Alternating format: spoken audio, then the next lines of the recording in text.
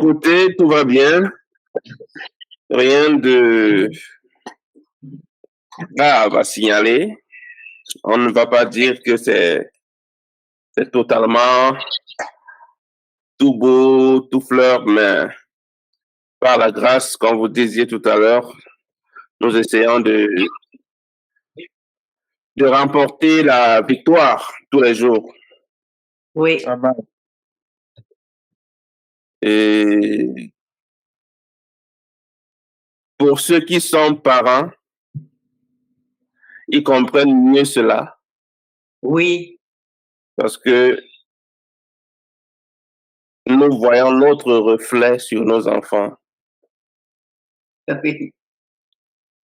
Nous avons vu des criminels, des personnes sans vergogne changer du jour au lendemain juste parce qu'ils ont eu un enfant. Oui, c'est vrai. Et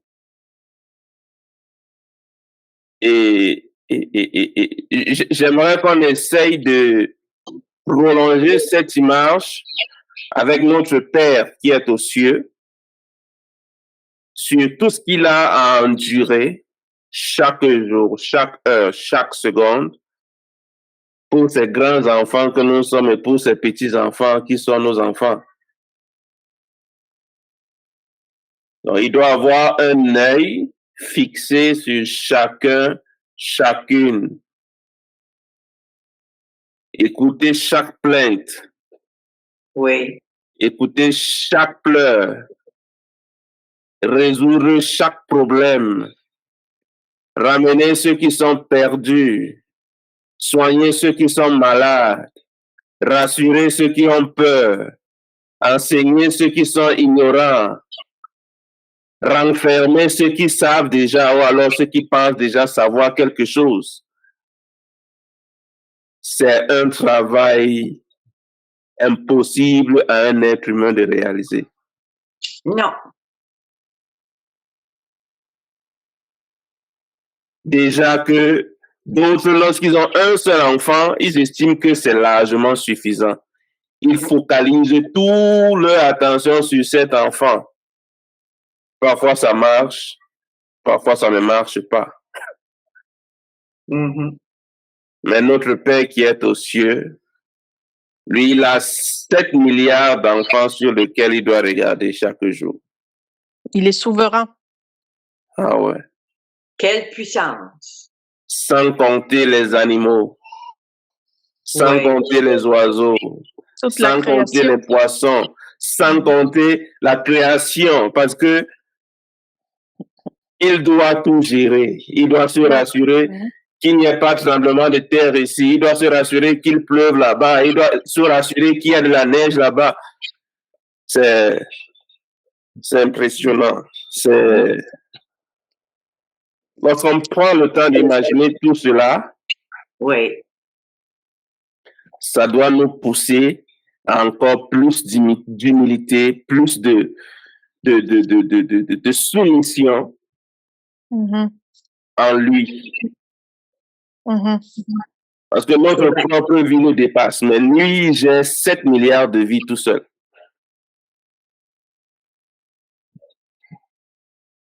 Donc, on doit, de même que nos enfants, lorsqu'ils se réveillent le matin, le simple regard qu'il nous donne, nous comprenons déjà qu'il a faim, qu'il a soif, qu'il a un problème. On doit résoudre.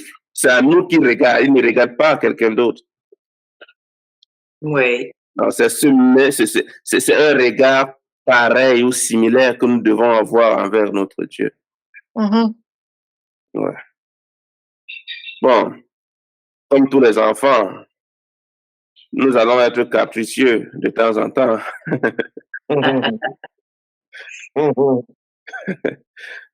Nous allons désobéir de temps en temps. C'est ça. Nous allons oublier de temps en temps. Et en même temps, en même temps, nous devons aussi accepter de recevoir le châtiment de temps en temps pour nous ramener sur la bonne voie. C'est ça. Bien. Je suis ravi de nous revoir encore aujourd'hui pour cette énième séance de lecture. Nous invitons à ceux-là qui nous écoutent de près ou de loin de nous rejoindre également, car une seule main ne saurait attacher un nœud. Il y a beaucoup à faire, mais il y a très peu d'ouvriers. Mhm. Donc, notre lecture continuera dans le livre d'Exode, chapitre 21. Et comme d'habitude, nous allons débuter par une prière. Alors, je vous invite à partager, à aimer, à commenter pour que les algorithmes de YouTube fassent le reste, pour que ceux-là qui ne savent pas sachent et ceux-là qui cherchent trouvent. Nous allons prier. Quelqu'un aimerait-il prier? Je vais prier. OK. Merci Père pour cette opportunité que tu nous as encore donnée pour écouter, lire les écrits sacrés, ta parole, afin que nous les imprégnions dans notre cœur, dans notre corps, Seigneur. Merci pour ce souffle de vie que tu as renouvelé en nous ce matin, Père. C'est ta grâce.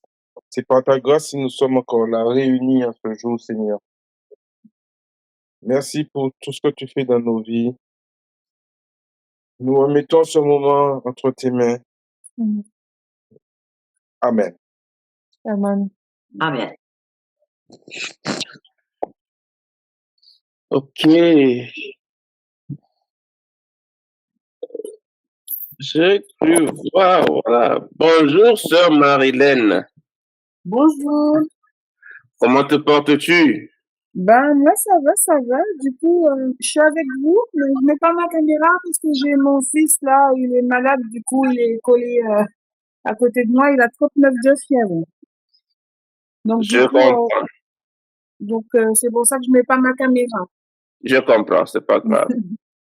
Eh bien, nous envoyons nos souhaits de guérison à lui et que la main d'Ahaya soit sur lui pour le rétablir. Amen. Amen. Amen. Bien, je vais commencer. Je vous prierai de couper le micro d'abord et nous allons revenir.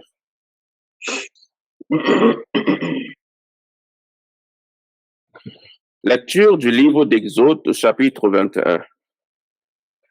Voici les lois que tu leur présenteras. Si tu achètes un esclave hébreu, il le servira 6 années, mais la 7e, il sortira libre, sans rien payer. S'il est entré seul, il sortira seul. S'il avait une femme, sa femme sortira avec lui. Si c'est son maître qui lui a donné une femme et qu'il en ait eu des fils ou des filles, la femme et ses enfants seront à son maître et il sortira seul. Si l'esclave dit, j'aime mon maître, ma femme et mes enfants, je ne veux pas sortir libre. Alors son maître le conduira devant Dieu et le fera approcher de la porte ou du poteau, et son maître lui percera l'oreille avec un poinçon, et l'esclave sera pour toujours à son service. Si un homme vend sa fille pour être esclave, elle ne sortira point comme sortent les esclaves. Si elle déplaît à son maître qui s'était proposé de la prendre pour femme, il facilitera son rachat, mais il n'aura pas le pouvoir de la vendre à des étrangers après lui avoir été infidèle. S'il la destine à son fils, il agira envers elle selon le droit des filles. S'il prend une autre femme, il ne retranchera rien pour la première à la nourriture, aux vêtements et au droit conjugal. Et s'il ne fait pas pour elle ces 3 choses, elle pourra sortir sans rien payer, sans donner de l'argent. Celui qui frappera un homme mortellement sera puni de mort. S'il ne lui a point dressé d'embûche, et que Dieu les fait tomber sous sa main, je t'établirai un lieu où il pourra se réfugier. Mais si quelqu'un agit méchamment contre son prochain en employant la ruse pour le tuer, tu l'arracheras même de mon autel pour le faire mourir. Celui qui frappera son père ou sa mère sera puni de mort. Celui qui dérobera un homme et qui l'aura vendu ou retenu entre ses mains sera puni de mort. Celui qui maudira son père ou sa mère sera puni de mort.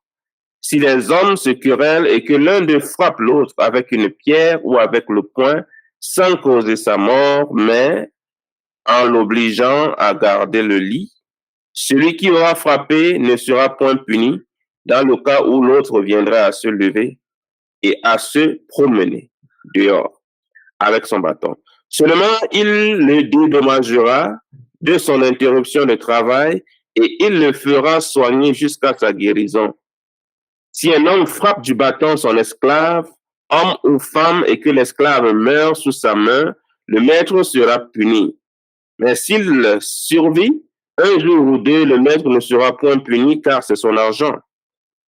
Si les hommes se querellent et qu'ils heurtent une femme enceinte et la fassent accoucher sans autre accident, ils seront punis d'une amende imposée par le mari de la femme et qu'ils paieront devant les juges. Mais s'il y a un accident, tu donneras vie pour vie, œil pour œil, dent pour dent, main pour main, pied pour pied. Brûlure pour brûlure, blessure pour blessure, meurtrissure pour meurtrissure. Si un homme frappe l'œil de son esclave, homme ou femme, et qu'il lui fasse perdre l'œil, il le mettra en liberté pour prix de son œil. Et s'il fait tomber une dent à son esclave, homme ou femme, il le mettra en liberté pour le prix de sa dent. Si un bœuf frappe de ses cornes un homme ou une femme et que la mort en soit la suite, le bœuf sera lapidé, sa chair ne sera point mangée et le maître du bœuf ne sera point puni. Mais si le bœuf était auparavant sujet à frapper et qu'on en ait averti le maître, qui ne l'a point surveillé, le bœuf sera lapidé dans le cas où il tuerait un homme ou une femme et son maître sera puni de mort. Si on impose au maître un prix pour le rachat de sa vie, il paiera tout ce qui lui sera imposé. Lorsque le bœuf frappera un fils ou une fille, cette loi recevra son application. Mais si le bœuf frappe un esclave, homme ou femme, on donnera 30 cycles d'argent au maître de l'esclave et le bœuf sera lapidé. Si un homme naît a découvert une citerne ou si un homme en creuse une et ne la couvre pas, et qu'il y tombe un bœuf ou un âne, le possesseur de la citerne paiera au maître la valeur de l'animal en argent et aura pour lui l'animal mort. Si le bœuf d'un homme frappe de ses cornes le bœuf d'un autre homme et que la mort en soit la suite, ils vendront le vivant et en partageront le prix. Ils partageront aussi le bœuf mort. Mais s'il est connu que le bœuf était auparavant sujet à frapper et que son maître ne l'ait point surveillé, ce maître rendra bœuf pour bœuf et aura pour lui le bœuf mort. Amen. Wow. Amen. Nous commençons à parler de choses sérieuses. Moi, j'ai le verset 37. Okay. J'ai le verset, ça s'arrête au verset 37 pour moi. Est-ce que tu peux le lire? J'imagine que c'est la suite. Oui, lorsqu'un homme vole un bœuf, un mouton ou une chèvre, c'est par le début du 22? Oui, oui. Oui. On va le lire pour vous. Moi aussi, ça se termine le 37. Ok. Bon, la prochaine personne va juste continuer. Oui, il n'y a pas de problème, on laisse. Ok. Voilà. D'accord. Bien. Est-ce qu'il y a des questions ou des commentaires pour ce que nous venons de lire? Moi, j'ai un petit commentaire. À un moment, il parle de d'avoir une deuxième femme. Oui.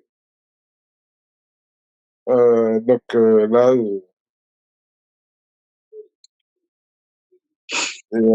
quelque... Exprime-toi, frère Marc. Non, mais je veux dire, dans la loi que l'Éternel a établie, est en train d'établir là, qu'il accepte qu'on ait 2 femmes. Oui, mais je pense qu'on avait déjà discuté de ce sujet auparavant, non? Non, mais là, c'était au début, il pouvait avoir 4 ou 5 pour peupler la terre, mais là, il met la loi, donc je sais pas, la terre elle est déjà peuplée, non? Frère Marc, je pense que ce que tu essaies de faire, c'est de convaincre à ton esprit par rapport à ce que tu connais déjà, de la manière dont la société actuelle dans laquelle nous vivons fonctionne, Oui. que soit il y a une erreur quelque part, soit il y a quelque chose que tu ne comprends pas. Est-ce que je me trompe? Je sais pas trop, j'ai pas trop compris hein, ce que tu as. Non, je veux dire, qu'est-ce que tu en penses? Est-ce que ce que tu viens de lire vient de la bouche de l'Éternel ou alors ce sont les hommes qui l'ont établi? Là, c'est les hommes. Est-ce que tu peux lire le passage en question? Voilà, c'est le verset 10. Ok, qui parle là? Voici les lois que tu placeras devant eux, c'est l'Éternel. Ok, non, ça ne vient pas des hommes. Non. C'est l'Éternel qui est en train de dire à Moïse, voici Oui. ce que tu vas dire à mon peuple. Oui. S'il prend une autre femme, donc ça veut dire qu'il y a possibilité qu'il prenne une autre femme. Oui. Ok, mais maintenant il met des lois ou alors il met des règlements, des réglementations de comment ça doit se passer. Ok, s'il prend une autre femme, il ne retranchera rien pour la première, à la nourriture, aux vêtements et au droit conjugal. Donc, vous pouvez prendre une autre femme, mais vous ne devez rien retrancher pour la nourriture, pour les vêtements et pour le droit conjugal, pour celles qui étaient déjà là. Oui, mais je veux dire, c'est de la polygamie, quoi. Ça. Oui, c'est la polygamie. Je pense que ça ne devrait plus être un sujet tabou, n'est-ce pas, pour nous, vu que nous savons déjà les histoires de la Genèse. Nous savons que Jacob avait 4 femmes. C'était autorisé à l'époque. C'est toujours autorisé. La loi n'a pas changé. La loi n'a pas changé, effectivement, mais aujourd'hui, avec Yeshaya Mashiach, je pense qu'il y a un passage où il dit que il parle d'une seule femme, il me semble. Hein. Ça, il faudrait que tu trouves ce passage pour qu'on en parle. Ouais, ben, je chercherai. Oui. D'accord. Je peux comprendre que c'est un sujet sensible, peut-être tabou, mais c'est une loi qui n'a pas été annulée parce que c'est l'Éternel qui l'a établie. Donc, l'Éternel ne peut pas établir une chose et Yeshaya vient la changer plus tard. Ok. Oui, mais frère, il y a beaucoup de choses qui ont été changées. Comme quelle, par exemple? Comme dans l'Ancien Testament, il y avait le sacrifice des animaux. Quand Christ est venu, ça a changé. Donc, ça aurait pu avoir changé pour les femmes. Ça n'a pas changé parce qu'il a mangé l'agneau de Pâques, n'est-ce pas? Oui. Et c'est lui qui a ordonné qu'on l'immole. Oui. C'est un sacrifice. C'était pas lui le sacrifice après? À la place de l'agneau? Même après qu'il soit mort, la Pâque a toujours continué à être célébrée. Toutes les fêtes ont continué à être célébrées. jusqu'au moment où le temple avait été détruit en 780 par Rome. Ok, c'est à ce moment où les sacrifices ont cessé d'être parce qu'il n'y a qu'un seul endroit où les sacrifices peuvent être faits, c'est au temple. Donc, les sacrifices n'ont pas été changés, ils ont été stoppés. Donc, c'est en arrêt parce qu'on ne peut pas faire de sacrifice hors du temple. Mais lorsque le nouveau temple sera rétabli, ces sacrifices vont continuer. On peut le lire dans le livre d'Ézéchiel, on peut le lire dans le livre de Révélation. Si je peux me permettre, frère. Oui. Parce que dans le verset 10, il dit si il prend une autre femme. Ce n'est pas une obligation non plus de prendre une autre femme. Il dit si il prend. Oui, c'est un choix personnel. Ce n'est voilà, pas une... c'est ça. Oui. C'est ça, voilà, c'est là où je voulais en venir. C'est un choix personnel. Ça veut pas dire parce que c'est écrit qu'on est obligé de prendre une deuxième femme. Exactement. Voilà, il a dit c'est le choix de la personne en fait. S'il a envie d'être avec une femme, il est avec une femme. S'il a envie d'être avec une... Voilà, parce que c'est si il prend. Oui. Voilà. Dans le cas où il prendrait une autre femme, de ne pas léser la première. Exactement. Donc, c'est un bon détail à souligner. Donc, l'Éternel n'est pas en train de nous dire, tu dois prendre une deuxième femme. Voilà, c'est ça. Ce n'est pas une obligation. Oui. Un frère, ça se comprend. Dans Éphésiens, il dit là dans Éphésiens 5, il dit car le mari est le chef de sa femme.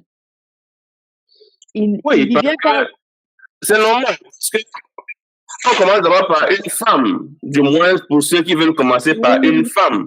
Mais c'est pas ce verset-là que j'ai trouvé celui-là, mais c'est pas celui-là dont je parle. Mais bon, c'est pas grave. Je pense que tu parles du verset où on parle de l'évêque ou bien des pasteurs qui doivent être, qui doivent avoir ou marier à une femme pour exercer. Voilà. Ce verset est mal traduit. D'accord. Oui. Il ne s'agit pas, comment je veux dire, d'une valeur absolue.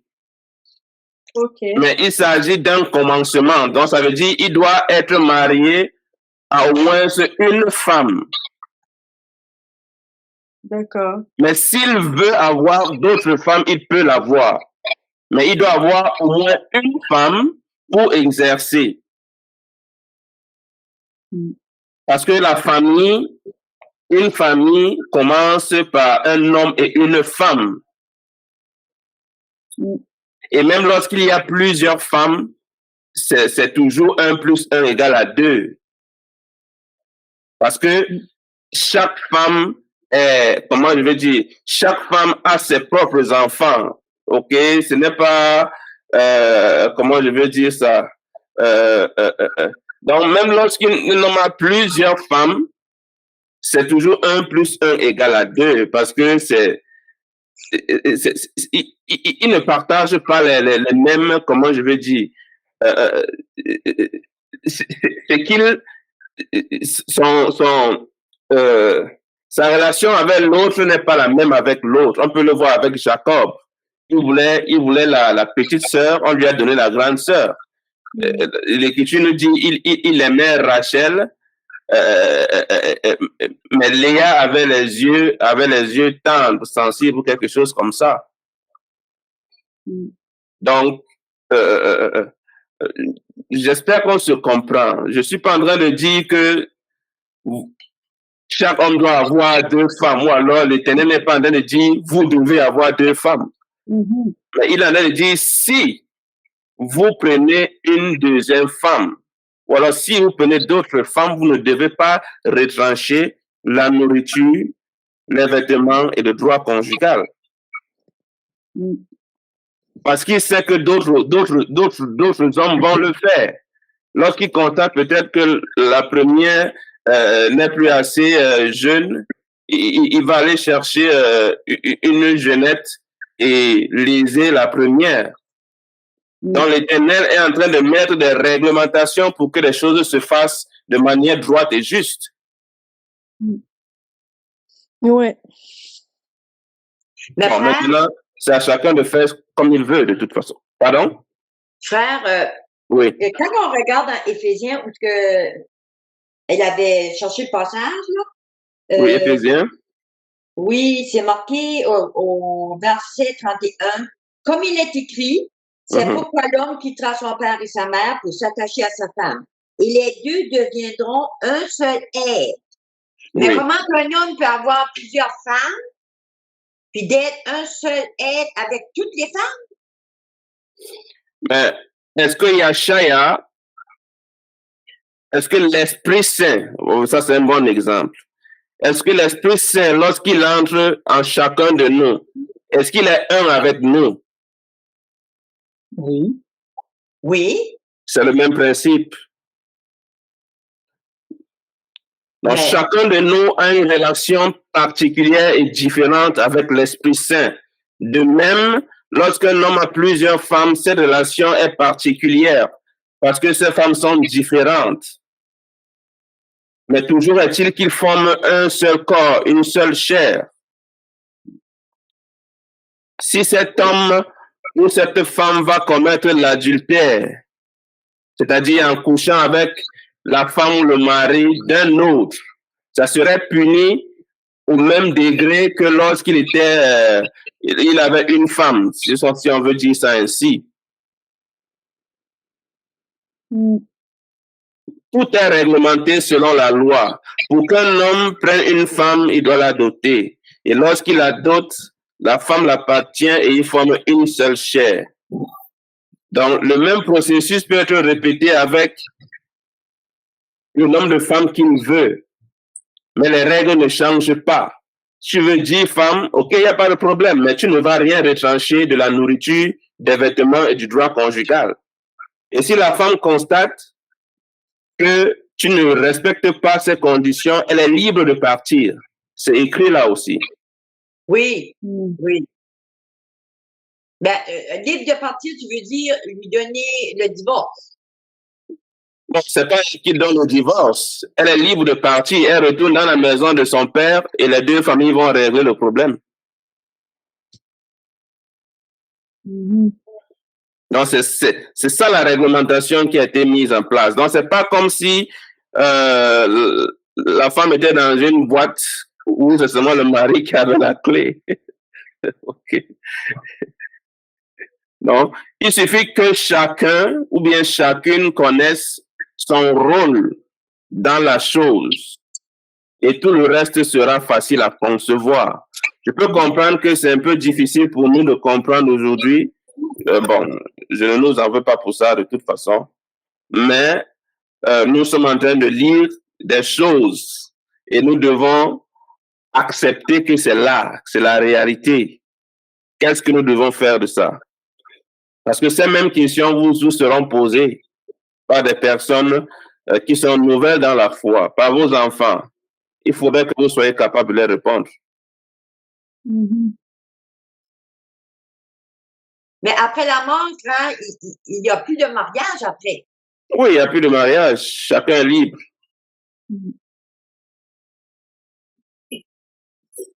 Il y a un autre passage Oui. au premier verset, il dit non, c'est pas ça.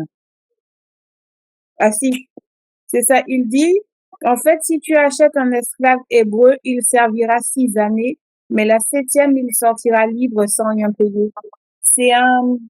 Est-ce que c'est comme, en fait, ça répond aussi à une règle de sabbat.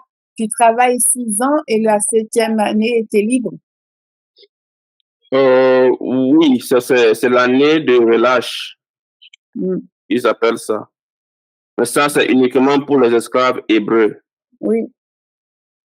Parce que, bon, il y avait une coutume parmi les Hébreux où lorsqu'un frère, un cousin ou bien un Hébreu en général était pauvre, il pouvait se vendre, entre parenthèses, à un autre Hébreu qui était plus aisé. pour travailler pour lui pour un certain nombre d'années. Mais en retour, comme c'est écrit ici, après 7 ans, l'hébreu doit ressortir libre. Bon, là, ce n'est pas complet, on va le lire plus tard. Non seulement il va ressortir libre, mais celui pour qui il travaillait doit lui donner de la subsistance, c'est-à-dire des biens. Ah oui, mais c'est un peu comme Jacob qui a travaillé pour Laban. Exactement. Oui, c'est ça, ok. Exactement. Donc, après ces 7 ans, celui pour qui il a travaillé doit lui remettre des biens pour que lui aussi puisse s'établir à son propre compte. D'accord. Ce qui est différent avec les esclaves étrangers. D'accord. Frère, sur la loi, là, comme dans le Nouveau Testament, il y a des choses qui ont changé pareil parce que sur la loi, parce que quand dans l'Ancien Testament, ça dit que tu rends œil pour œil, dent pour dent. Puis dans le Nouveau Testament, ça dit de ne pas rendre. Il faut. Je comprends. Comment je peux expliquer ça?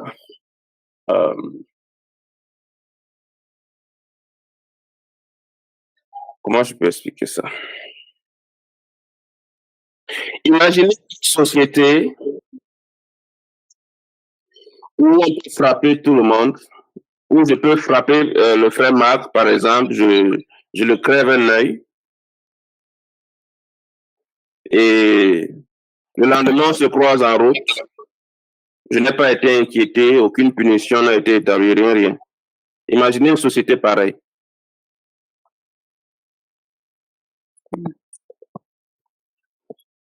Olive, si nous vivons dans une telle société, selon toi, comment est-ce qu'on doit réguler pour que ce genre de choses n'arrive pas?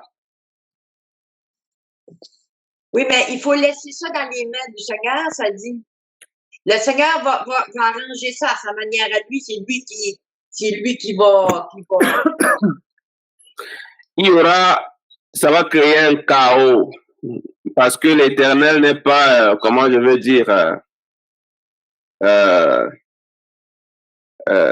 s'il faille que l'Éternel le fasse, c'est que nous sommes tous morts, c'est qu'il n'y a plus aucun être humain sur terre.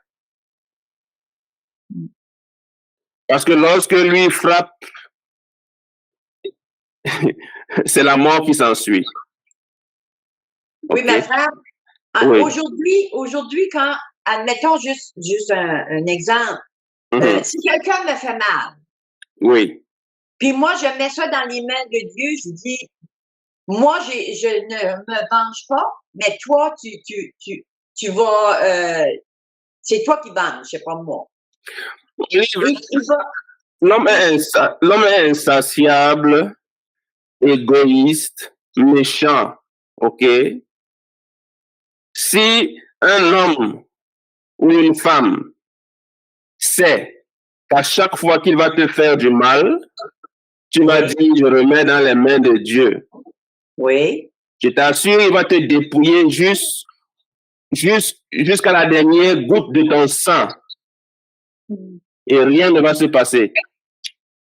Mais je suis pas d'accord avec ça, frère.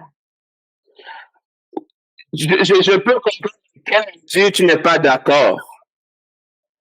Mais une société sans loi de ce genre sera vouée au chaos. OK? Par exemple, quelqu'un qui a un bœuf ou bien un chien qui terrorise tout le monde. Lorsqu'il voit quelqu'un, il le mord. Lorsque le bœuf voit quelqu'un, il le bouscule. Il crée des blessures, il tue même les gens. Le propriétaire est au courant. On doit aussi prier Dieu pour que Dieu résolve ce problème. Non, mais frère, ce que je veux dire, c'est que nous, en tant que serviteurs, nous sommes supposés d'être comme Christ. Et Christ ne s'est jamais défendu. Il a laissé ça dans les mains de son Père. Donc, nous, on est supposés faire la même chose. Je suis d'accord avec toi. Mais il y a une mesure dans chaque chose. OK? quelqu'un ne peut pas se présenter chez toi, maltraite tes enfants, bat sur ta femme, la viole même, peut-être tue tes enfants, et toi-même par-dessus tout, et tu ne te défends pas, ou alors tu ne les défends pas. Je ne pense pas que c'est dans ce sens-là que Christ a dit, lorsque quelqu'un te gifle dans la joue gauche, présente-lui la joue droite. C'est pas dans ce sens-là. Nous pouvons sentir les conflits. Nous pouvons mesurer à quel niveau un conflit peut nous mener. Si dans une dispute, un frère se chauffe, bien une sœur se chauffe, elle me gifle, j'ai la décision en ce moment de soit la rendre, soit ne pas la rendre. Ça, c'est différent d'une agression programmée et préméditée. Oui, oui. Je vais prendre les choses qui se passaient pendant l'esclavage, par exemple. On prenait des bébés noirs, on volait des bébés noirs et on les utilisait comme appât pour attraper des crocodiles, par exemple. Donc, imagine-toi, tu es dans ta cour, tes enfants sont en train de jouer, quelqu'un vient là, il porte ton enfant, tu ne fais rien, et tu dis, Jésus a dit, ou bien Yachaya a dit, si quelqu'un te gifle, la joue droite, tu peux donner la joue gauche. Est-ce que tu vois un peu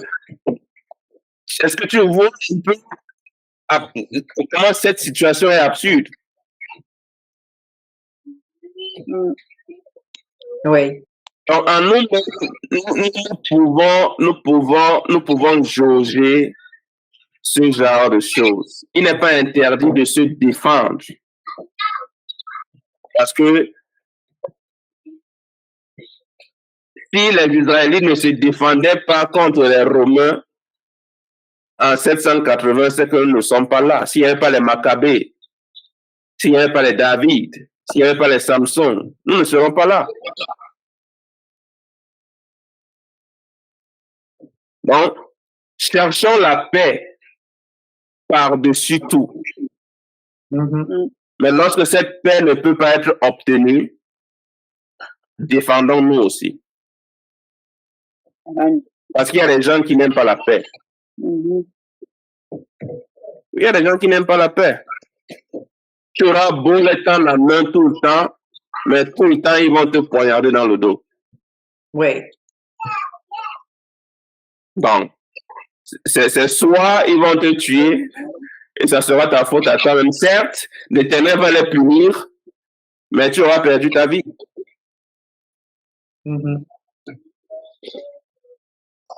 Je ne dis pas, soyons des brutes ou bien du tic-au-tac, que dès que quelqu'un nous gifle directement, nous sommes enflammés, c'est la bagarre et tout, et tout, et tout. Non.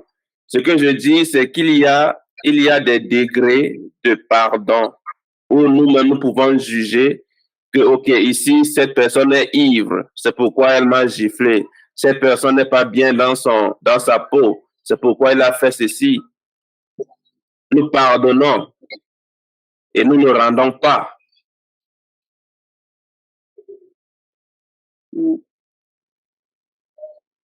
Mais si nous pardonnons tout, je vous assure, c'est que tous les pédophiles, les meurtriers, les voleurs, les menteurs, les arnaqueurs qui sont dans les prisons, là, ceux qui sont dans notre société, et nous pouvons imaginer ce que sera notre société en ce temps-là.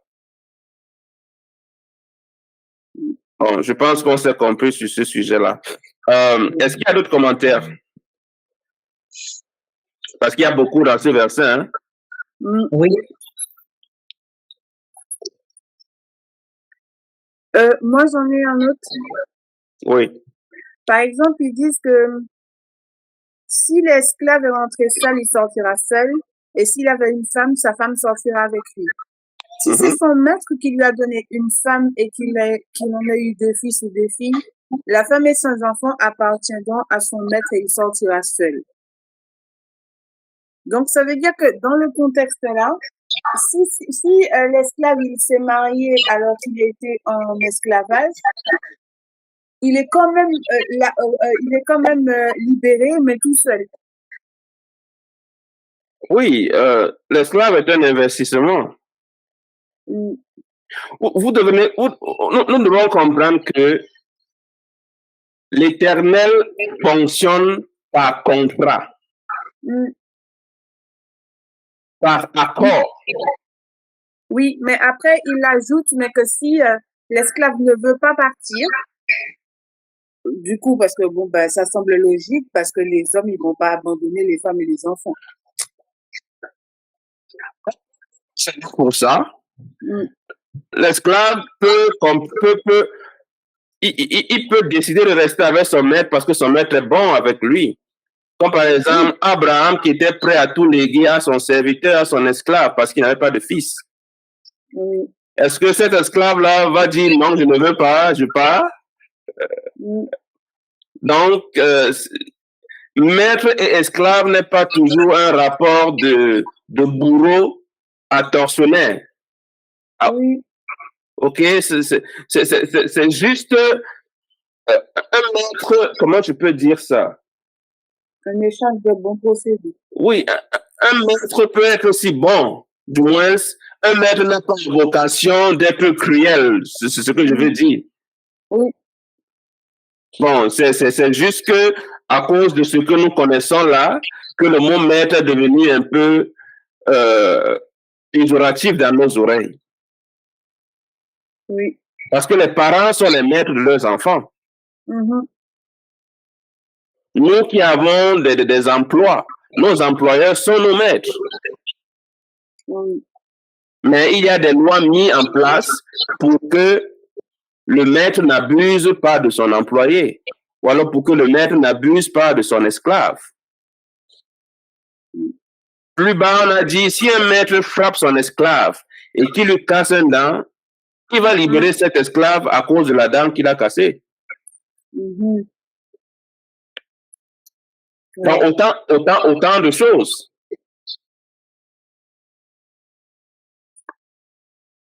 Donc, pour chaque chose, l'Éternel établit des lois pour qu'il n'y ait pas des exagérations, parce que l'homme exagère toujours. Mm. Pour qu'il n'y ait pas des abus. Donc, je disais tout à l'heure que l'Éternel fonctionne en termes de contrat.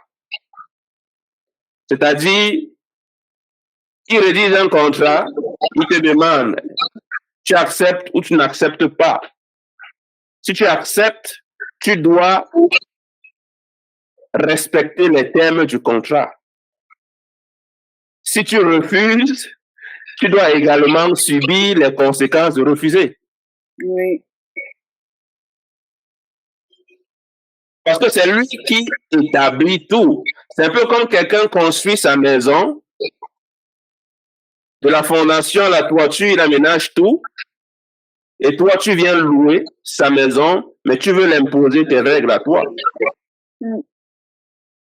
Non, c'est sa maison, il impose les règles qu'il veut. Si tu veux louer chez lui, tu dois soit accepter ses règles, soit refuser. Si tu refuses, tu ne loues pas chez lui. Si tu acceptes, tu dois vivre chez lui en respectant les règles que tu as acceptées. Mm. Donc, c'est ce principe-là qui régit la parole de l'Éternel. Mm-hmm. Oui. Ouais.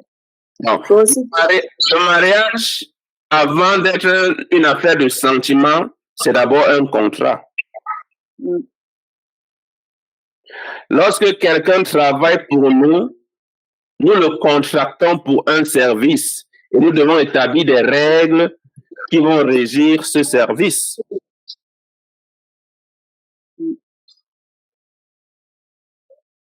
Donc, tu voulais ajouter quelque chose? Non, ça va. Non, c'est seulement pour dire qu'il y a des lois qui sont, comment dire ça, qui sont moindres que les autres. Par exemple, si on fait tomber la dent d'un esclave, du coup, bon ben, on libère l'esclave et puis on lui, pour le prix de sa dent. Mais si on frappe son père ou sa mère, on est puni de mort. Voilà, Voilà. Si on tue quelqu'un, on est puni de mort. Voilà. Imaginez-vous une société où les enfants frappent leurs parents. Ils ne font rien. Vous voyez à quoi ça va ressembler? Mais quelque part, quand on lit tout ça, on voit bien que si ces règles-là étaient appliquées au tribunal quand on y va, ben je pense que on serait dans une autre société déjà. Exactement.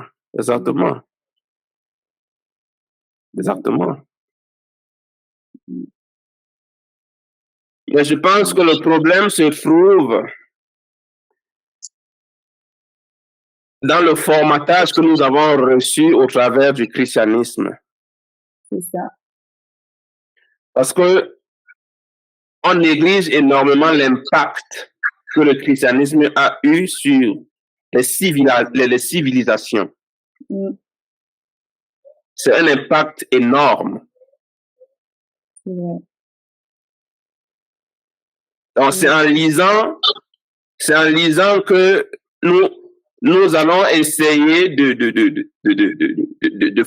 formater cette programmation-là pour essayer de peser les choses à leur juste valeur. Par exemple, lorsque la sœur Olive a fait mention du ce que Christ a dit dans le Nouveau Testament, si quelqu'un te dit dans la joue gauche, tu présentes la joue droite. Il faut peser cela. Ok? Est-ce que cela signifie que si quelqu'un entre chez moi à minuit, casse ma porte, me trouve dans mon lit, me bastonne, est-ce que cela signifie que je dois aussi le présenter ma joue gauche? Mais en fait, c'est vrai que c'est le christianisme a eu un gros impact sur nous parce que du coup, ça nous a rendu dociles quelque part. Exactement. Imaginez-vous un esclave pendant l'esclavage qui est battu, molesté, abusé par son maître, mais il ne peut rien faire. Non. Parce qu'on lui a dit auparavant que Jésus a dit. Est-ce que vous comprenez un peu? C'est ça. Oui, c'est vrai qu'il faut avoir des lois. Pardon? C'est vrai qu'il faut avoir des lois. Exactement.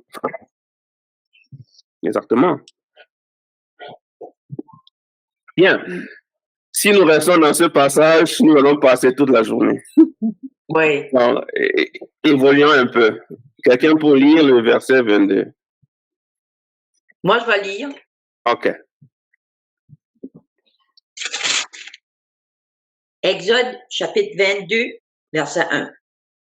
Si un voleur est surpris la nuit en flagrant délit, d'effraction et qu'il reçoit un coup mortel, on ne considérera pas cela comme un meurtre. Mais si la chose arrive alors que le soleil est levé, c'est un meurtre. Si un voleur n'a pas le moyen d'indemniser sa victime, il sera vendu comme esclave. Si une bête volée, bœuf, âne, mouton ou chèvre, est retrouvée vivante chez le voleur, il devra alors restituer cette bête-là, plus une autre. Si un homme laisse son bétail brouter le champ ou la vigne d'un autre propriétaire, il devra donner comme compensation les produits de son meilleur champ ou de sa meilleure vigne. Si un homme brûle des buissons épineux et que le feu s'étende à des gerbes de blé, à des épis mûrs ou même à du blé encore en herbe, en tant que responsable de l'incendie, il devra indemniser le propriétaire. Si un homme reçoit en dépôt d'un autre de l'argent ou des objets de valeur et qu'un voleur s'en empare dans sa maison, le voleur, s'il est retrouvé, devra rembourser le double. Si le voleur n'est pas retrouvé, l'homme qui a reçu le dépôt prendra Dieu à témoin et jugera qu'il ne s'est pas emparé lui-même des biens de l'autre. Dans toute affaire litigieuse concernant un bœuf, un âne, un mouton ou une chèvre, un manteau ou n'importe quel objet perdu, les deux personnes revendiquant la propriété de l'animal ou de l'objet devront se présenter devant Dieu. Celle que Dieu déclarera coupable devra restituer le double à l'autre. Supposons qu'un homme confie à la garde de son voisin un âne, un bœuf, un mouton, une chèvre ou toute autre bête et que la bête meure, se blesse ou soit enlevée par des pillards sans que personne en soit témoin.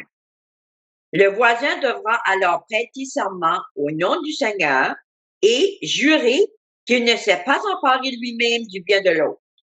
Le propriétaire de l'animal acceptera ce serment et le voisin n'aura pas de compensation à verser.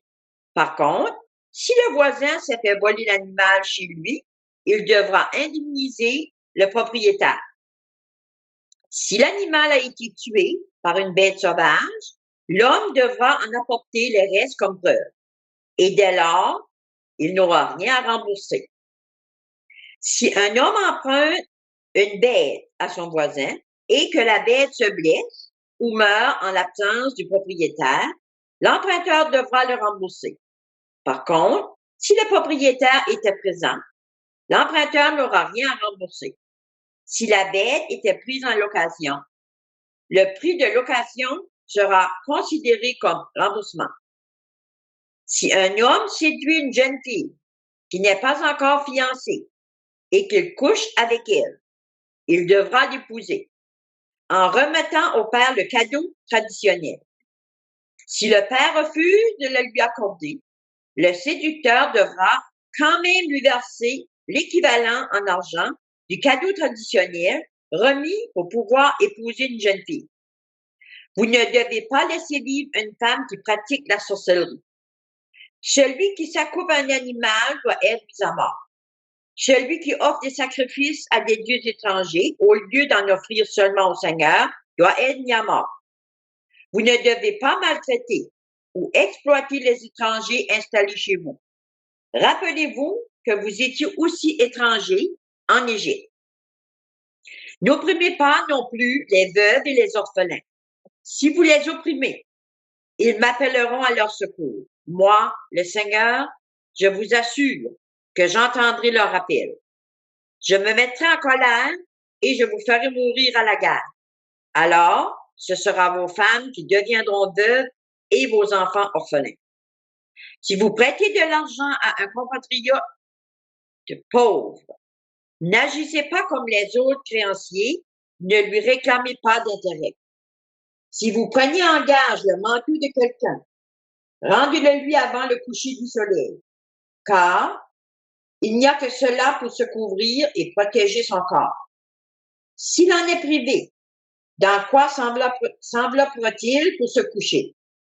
Il m'appellera au secours et je l'entendrai, car je suis un Dieu bienveillant. Vous ne devez ni m'insulter, moi, votre Dieu, ni maudire le chef de votre peuple.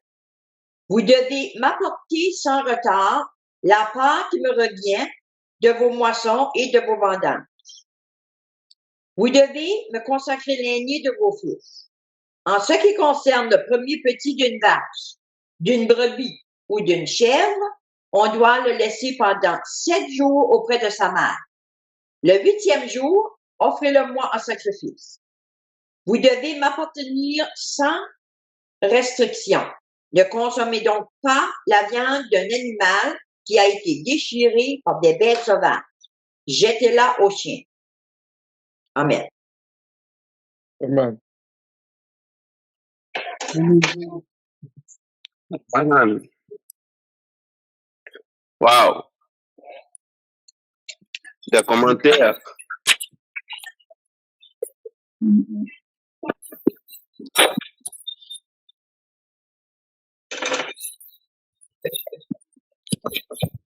Des commentaires.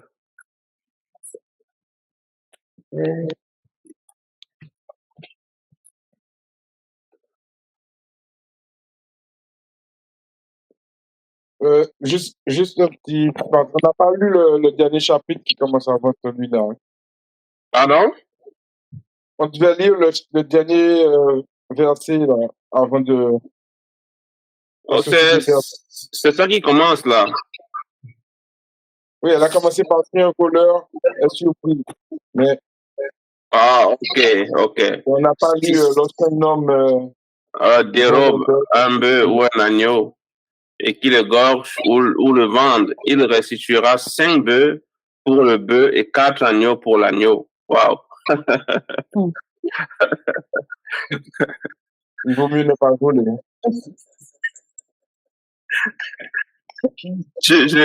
Ça me fait juste penser à nos États en Afrique. Quelqu'un qui vole 100 milliards rien que pour lui seul. Si en volant 100 milliards, on lui demande de restituer 500 milliards.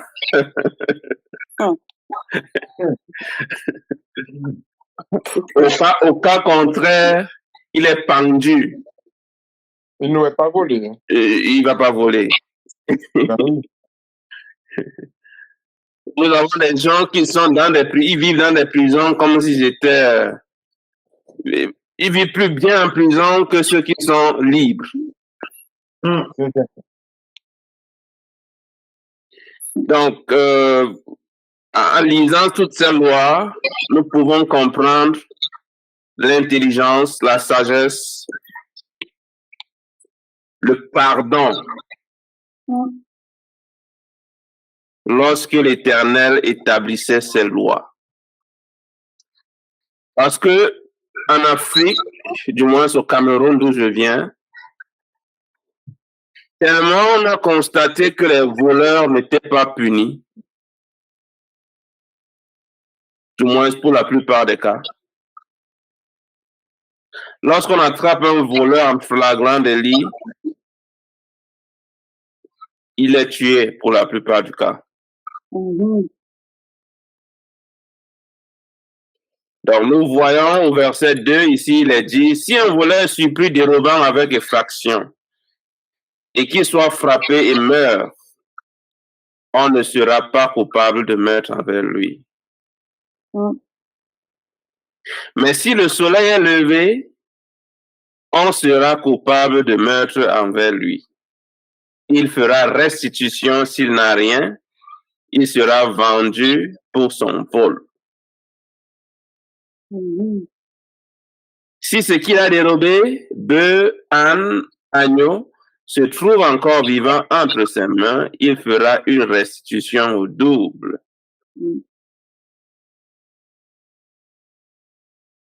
Vous voyez que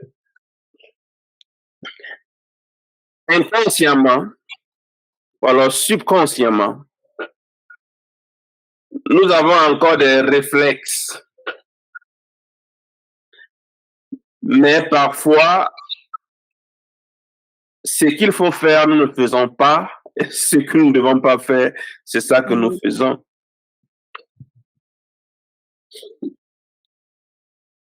Donc, je ne sais pas si quelqu'un est inspiré à apporter d'autres commentaires sur d'autres choses parce que ça renchérit sur beaucoup de choses que nous avons lues dans le verset précédent. Ici, ça parle plus dans le contexte de vol et de malédiction. Mais voyons le verset 16. Ça dit, si un homme séduit une vierge qui n'est point fiancée et qu'il couche avec elle, il paiera sa dot et la prendra pour femme. Si le père refuse de la lui accorder, il paiera en argent la valeur de la dot des vierges. En d'autres termes, si un homme drague une femme, ça c'est le langage vulgaire, et qu'elle accepte, parce que pour qu'il continue jusqu'à cet acte-ci, il faut qu'il y ait consentement. Au cas contraire, ça sera un viol. Et nous verrons la loi du viol plus tard. Mais dans la séduction, il y a un peu de tromperie. Un peu de... Bon, pour les hommes qui sont mariés, on peut se comprendre. Donc, ici, c'est une vierge. Sûrement, il s'agit d'une jeune fille sans expérience et que l'homme a pu séduire. Et il a obtenu d'elle des faveurs sexuelles. Maintenant, le père est au courant. On a découvert cela. Il est dit ici que, à cause de ce que l'homme a fait, il va payer la dot au père et il va la prendre pour femme. Pourquoi, selon vous? À cause du déshonneur, non? À cause du déshonneur. Et quoi d'autre?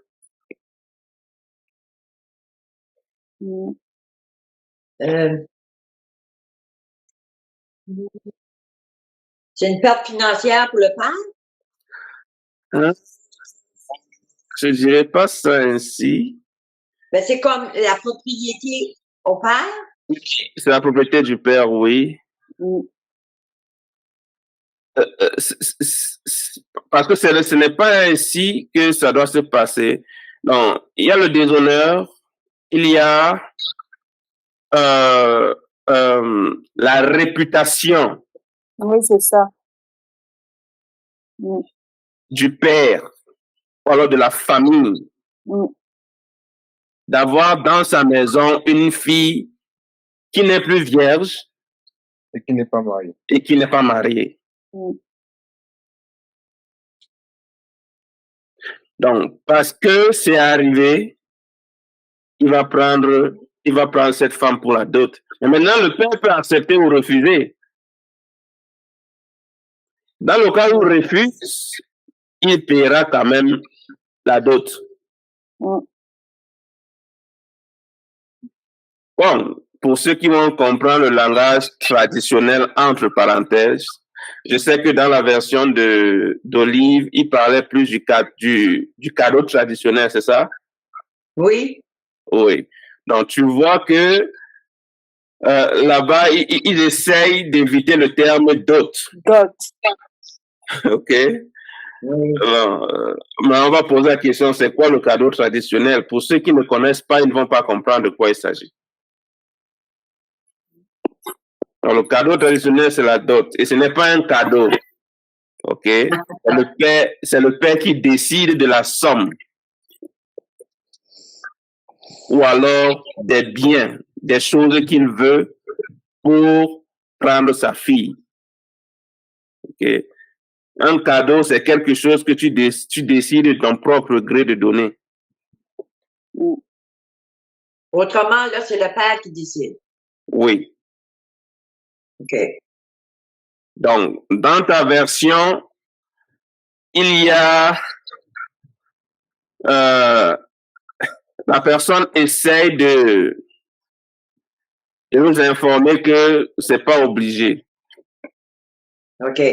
Quand elle utilise le terme cadeau. OK. Oui.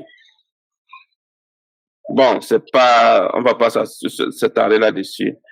Ça nous dit, tu ne laisseras point vivre la magicienne. Bon, quelqu'un va poser la question, est-ce que ça signifie qu'il n'y a pas de magicien? Je pense que c'est vice-versa. De même qu'il y a les magiciennes, il y a aussi des magiciens. Oui. Quiconque couche avec une bête sera puni de mort.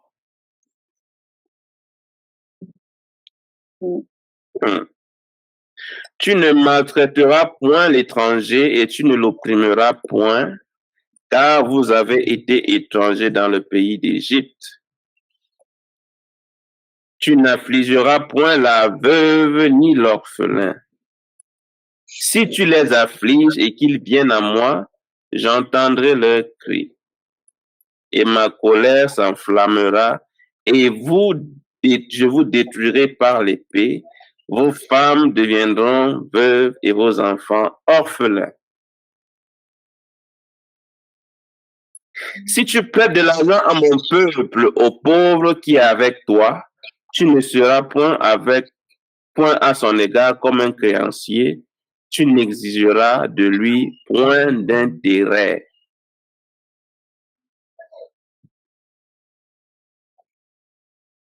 Bon, je vais m'arrêter là parce que c'est... Oui, mais juste avant qu'on passe à d'autres chapitres, là, au chapitre 25, au verset 25, il dit, si tu prends en gage le vêtement de ton prochain, tu le lui rendras avant le coucher du soleil. En effet, c'est sa seule couverture. C'est le vêtement dont il s'enveloppe le corps. Donc, ça veut dire qu'avant, les gens, ils avaient qu'une seule tunique. Bon, ici, on sait qu'on est dans la surconsommation, tout ça, mais ils avaient qu'une seule tunique à l'époque.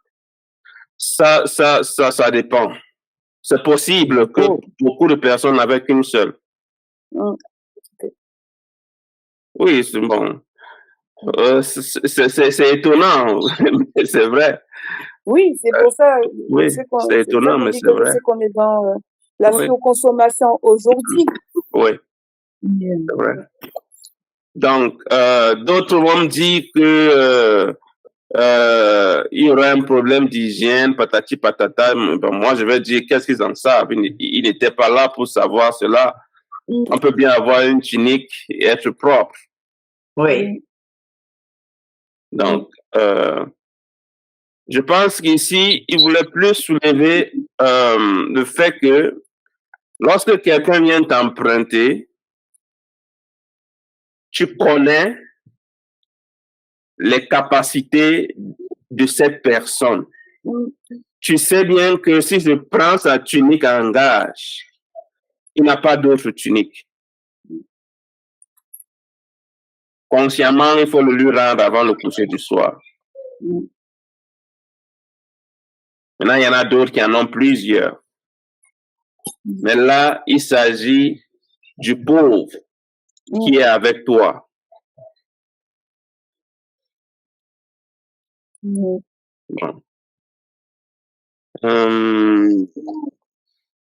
Bien. Bon. Le dernier verset, ça nous dit, vous serez pour moi des hommes saints. Vous ne mangerez point de chair déchirée dans les champs, vous le jeterez aux chiens. Bon. Comme ici, ce n'est pas juste sexe masculin, c'est aussi femme. Oui. Bien, nous allons continuer au chapitre 23.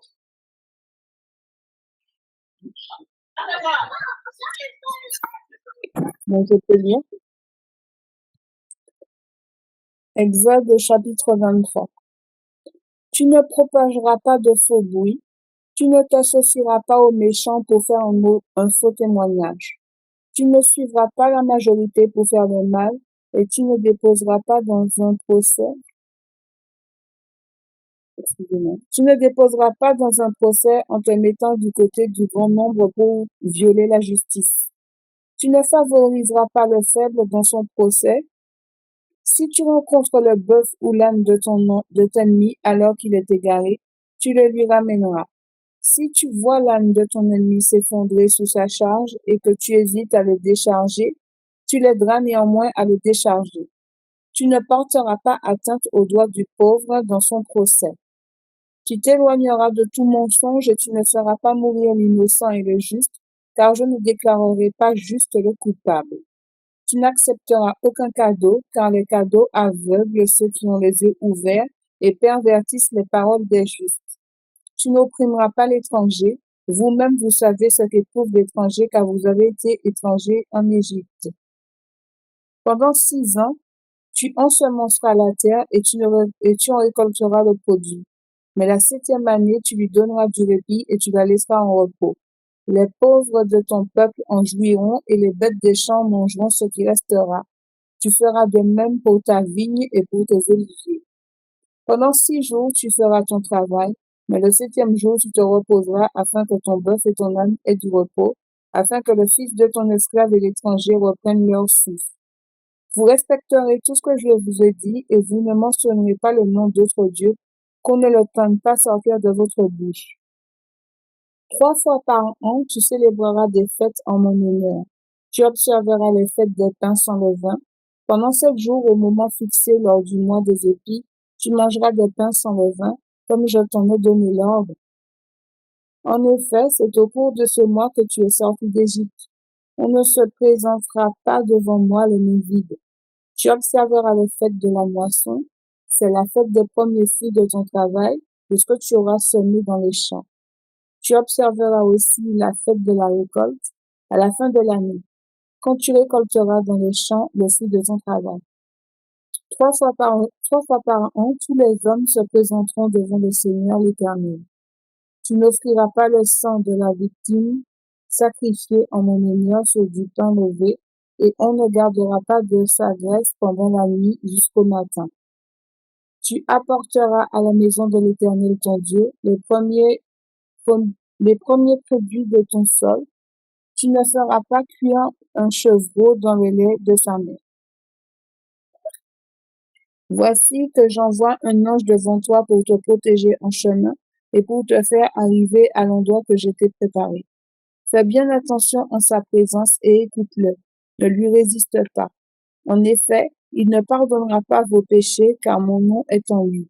Mais si tu l'écoutes et si tu fais tout ce que je te dirai, je serai l'ennemi de tes ennemis et l'adversaire de tes adversaires.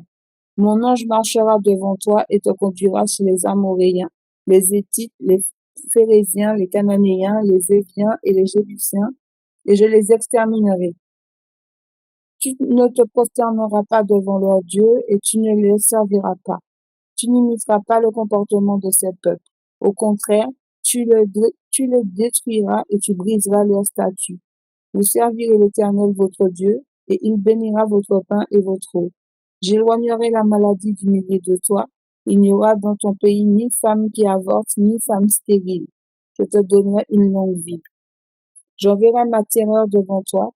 Je mettrai en déroute tous les peuples chez lesquels tu arriveras, et je mettrai tous tes ennemis en fuite devant toi.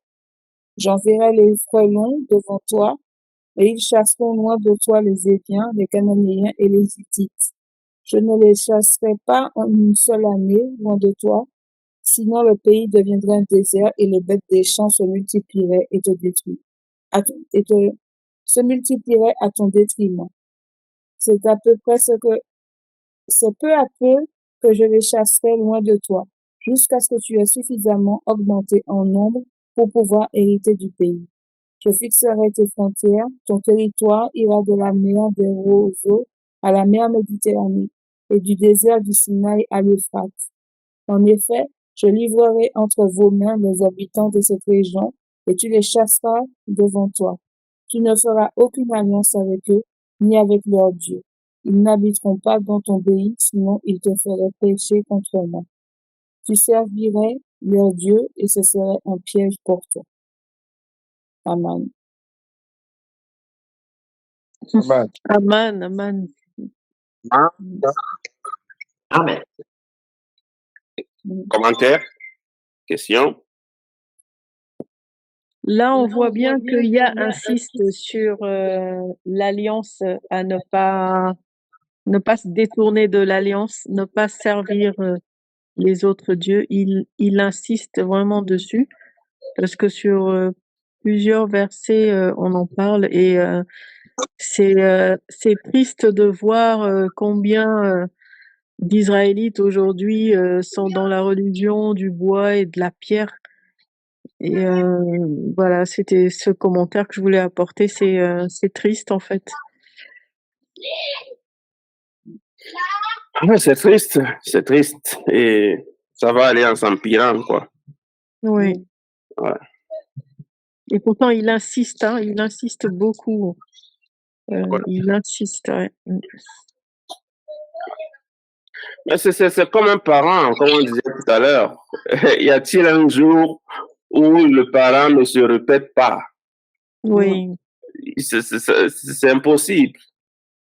Quand tu dis quelque chose, mais dans la seconde d'après, il fait exactement le contraire de ce que tu as dit. Tu c'est dois vrai. tu dois te répéter de nouveau. Mhm. Bon, c'est pareil. C'est pareil. Nous Oui. sommes juste des grands enfants, si on peut dire ça ainsi. Sauf que nous ne pouvons plus être traités comme des enfants qui ne savent pas, C'est ça. alors qui ne comprennent pas. Nous sommes des enfants adultes. Du coup, nous devons soit respecter la loi, soit subir les conséquences. C'est tout. Donc, ici, au verset 10, ça nous dit, pendant 6 années, tu ensemenceras la terre et tu en recueilleras le produit. Mais la 7e, tu lui donneras du relâche et tu la laisseras en repos. Les pauvres de ton peuple en jouiront et les bêtes des champs mangeront ce qui restera. Tu feras de même pour ta vigne et pour tes oliviers. Wow. Dans la 7e année, tout le monde se repose. Le champ se repose, les serviteurs se reposent, les bêtes se reposent, même toi-même tu te reposes.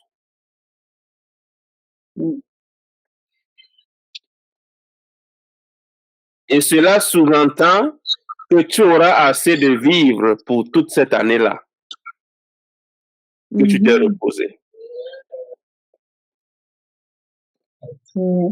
Et le champ que tu as laissé au repos, les pauvres de ton peuple pourront y aller se ravitailler. Parce que la nature se régule elle seule. Ce n'est pas parce que le champ sera au repos que les manguiers ne vont plus produire de mangues, que les pruniers ne vont plus produire de prunes, ainsi de suite. Cette année-là, il y aura production. Mais cette production-là, ce sont les pauvres de ton peuple qui vont s'en nourrir.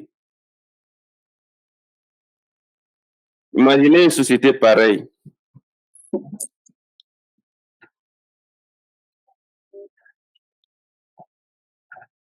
Ce serait une société parfaite. Ah. Bon. Quoi d'autre?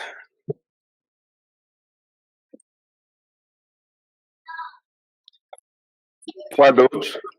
Au verset 14, ça dit, 3 fois par année, tu célébreras des fêtes en mon honneur.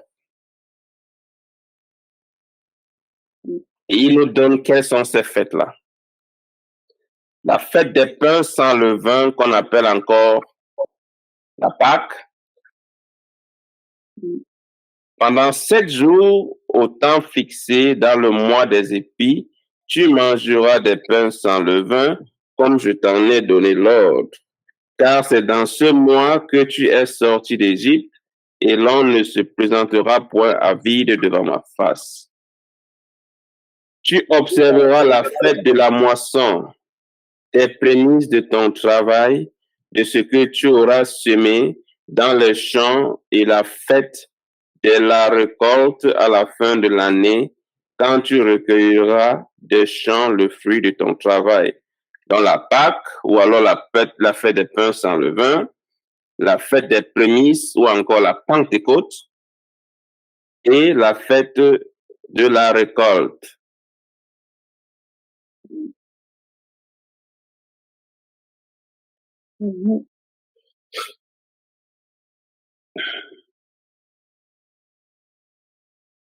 C'est-tu juste ces 3 fêtes-là qui sont supposées d'être fêtées? Pardon? Est-ce que c'est seulement ces 3 fêtes-là que nous devons fêter? Bon, selon le verset, Quand il dit se présenter, c'est-à-dire au temple. Oui. Mais il y a notre première fête qui est le sabbat, qui est se fête toutes les semaines. Oui. Il y a quelle autre fête que j'ai oublié? Sukkot. Sukkot, c'est la récolte, c'est la récolte. C'est une fête aussi, non? Oui, c'est la fête des récoltes, c'est ça qui est mentionné là. Ah oui, d'accord. OK, même si c'est pas tout écrit, il y en a d'autres, faut qu'on fait. Les autres sont des ajouts. Elles ne sont pas, comment je peux dire, directement mandatées, comme par exemple la fête des dédicaces. Oui. Et la fête de Purim. Oui. Oui, ces deux fêtes ont été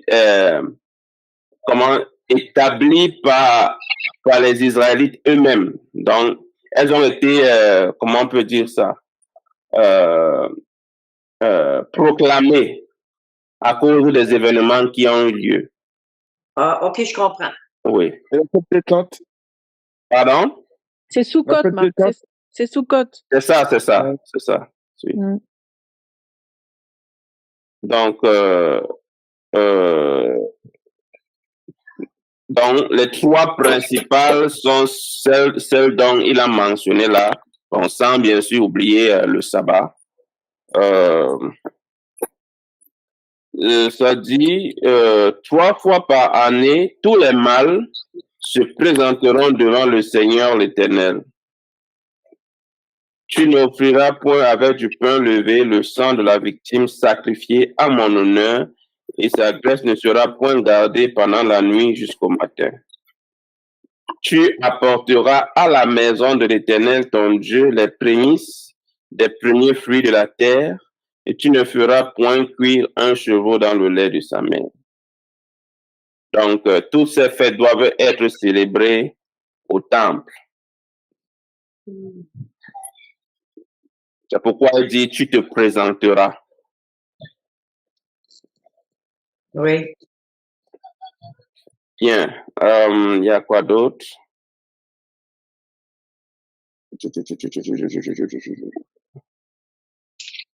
Bon.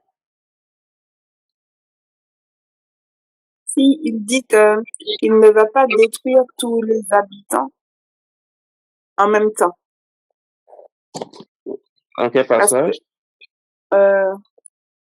Il dit... voilà. C'est peu à peu. Voilà. Je ne chasserai pas en une seule année. Voilà. Je ne les chasserai pas en une seule année loin de toi, sinon le pays deviendrait un désert et les bêtes des champs se multiplieraient à ton détriment. Donc en fait, l'Éternel décide de laisser les habitants dans le pays pour qu'ils puissent quand même faire fructifier les champs, c'est ça. Il dit, c'est peu à peu que je les chasserai le long de toi, jusqu'à ce que tu aies suffisamment augmenté en nombre pour pouvoir hériter du pays. Oui. Et il précise en bas, tu ne feras point d'alliance avec eux, ni avec leur Dieu. Ils n'habiteront point dans ton pays, de peur qu'ils ne te fassent pécher contre moi. Car tu serviras leur Dieu, et ce serait un piège pour toi. C'est en cela qu'il nous a beaucoup, qu'il a... Et c'est ce qui est arrivé. Ouais, c'est ça. Ouais. Et pourtant, il a averti, c'est ça. Ouais, c'est ce qui est arrivé. Lorsque les gars sont arrivés, ils ont vu un pays où coule le lait et le miel. Tout est beau, tout est rose. Ils ont dit que, est-ce que les gens là même, est-ce qu'ils nous dérangent même? Nous allons nous contenter. Nous allons nous contenter de ce que nous avons pu conquérir. Et peu à peu, ils ont commencé à prendre des femmes,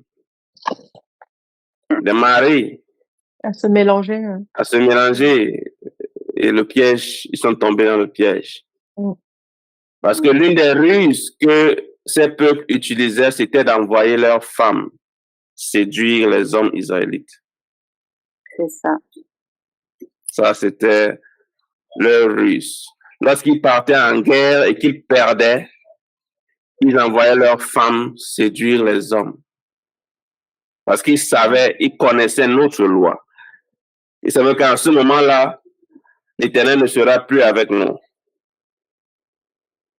Et ils pourront revenir à la charge. Bon, c'est ce qui est toujours promu aujourd'hui dans les médias sociaux et tout, on peut le voir. Dans le piège continue.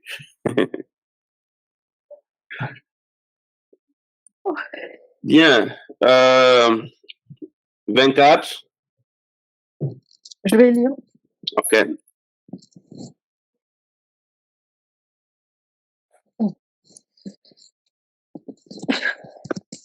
Et Dieu dit à Moïse, monte vers l'Éternel, toi et Aaron, Nadab et Abihu, et 70 des anciens d'Israël, et vous vous prosternerez de loin. Et Moïse s'approchera seul de l'Éternel, mais eux ne s'en approcheront point, et le peuple ne montera point avec lui. Alors Moïse vint et rapporta au peuple toutes les paroles de l'Éternel et toutes les lois. Et tout le peuple répondit d'une seule voix et dit, nous ferons toutes les choses que l'Éternel a dites. Et Moïse écrivit toutes les paroles de l'Éternel, et il se leva de bon matin et bâtit un autel au bas de la montagne, et dressa 12 colonnes pour les 12 tribus d'Israël. Et il envoya les jeunes gens des enfants d'Israël qui offrirent des holocaustes et sacrifièrent des sacrifices de prospérité à l'Éternel, savoir de jeunes taureaux. Et Moïse prit la moitié du sang et le mit dans les bassins, et il répandit l'autre moitié sur l'autel.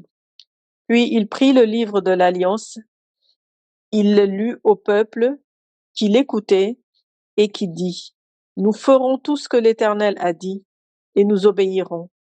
Moïse prit donc le sang et le répandit sur le peuple et dit, voici le sang de l'Alliance que l'Éternel a traité avec vous selon toutes ses paroles.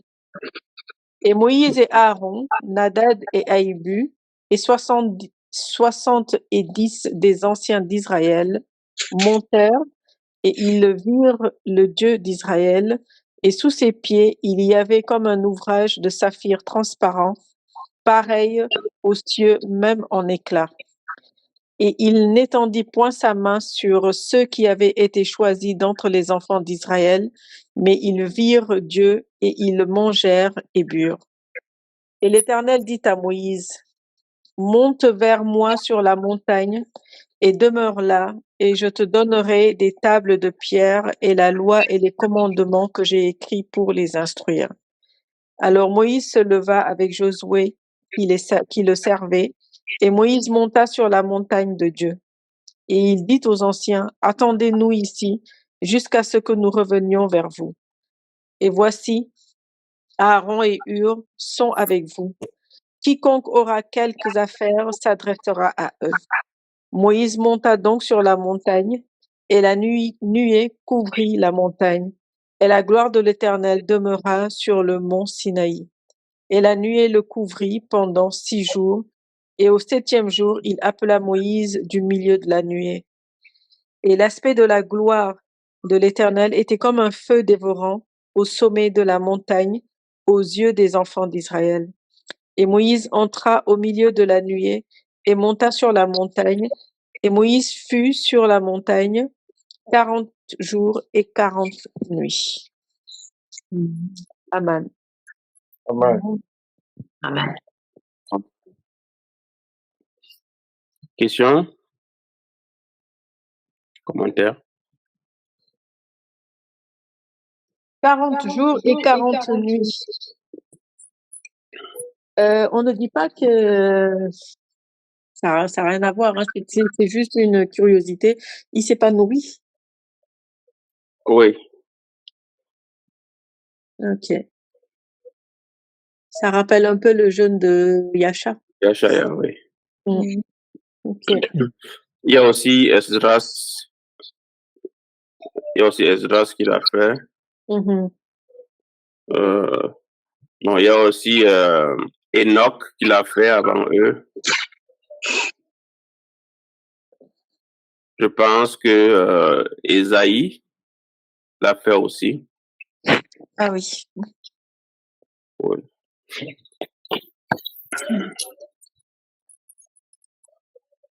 Bien, bien, bien, bien, bien, bien. Au verset 3, ça dit, Moïse vint rapporter au peuple les paroles de l'Éternel et toutes les lois.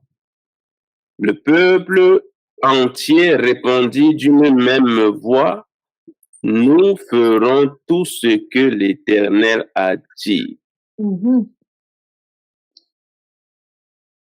Moïse écrivit toutes les paroles de l'Éternel, puis il se leva de bon matin, il bâtit un autel au pied de la montagne et dressa 12 pierres pour les 12 tribus d'Israël. Je lis cela pour préciser que les commandements que nous lisons ne sont pas les commandements de Moïse. Mhm.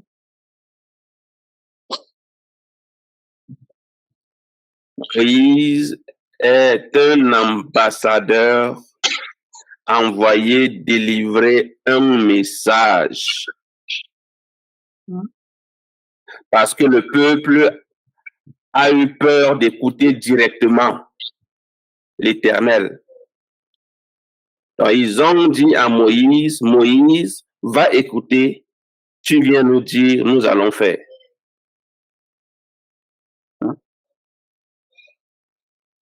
Parce que beaucoup de personnes font cet amalgame, pas vous, mais beaucoup de chrétiens en général, pensent que c'est Moïse qui donnait ses commandements et on suivait. Non. Ce sont les commandements de l'Éternel donnés à Moïse pour son peuple. Et le peuple entier a répondu d'une même voix, nous ferons tout ce que l'Éternel a dit. Donc ce n'est pas Moïse qui dit, c'est l'Éternel qui a dit à Moïse de les dire selon qu'ils ont demandé. Donc, j'espère que les internautes vont bien comprendre ce passage-là.